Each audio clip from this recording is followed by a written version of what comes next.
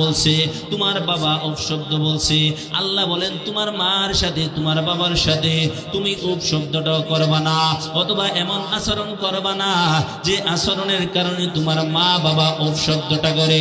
আমার মুসলমান বাবাজিরা, আল্লাহ তাআলা বলেন ওয়াকফিজ লাহুমা জানাহাল কুল্লি মিনার রাহমা। এই দুনিয়ার সন্তানেরা তোমার মা বাবার জন্য তোমার রহমতের ডানাটা বিছায়া দাও। তোমরা তোমার মা বাবার জন্য নম্র হয়ে যাও, ভদ্র হয়ে যাও। তোমার মা বৃদ্ধ হয়ে গেছে, তোমার বাবা বৃদ্ধ হয়ে গেছে, বিছানায় প্রস্রাব করে দে,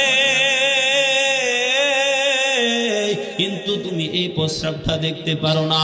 তোমার মাকে ঘর থেকে বের করে দিছ, বের করে একটা কোণা করে রাখছ যেখানে কোনো বিছনা নাই। শীতের দিন মা যেখানে প্রস্রাব করে, যেখানে পায়খানা করে, এখানে থাকতেছে। থাকতে থাকতে মা বাবার নিচে চটা পড়ে গেছে।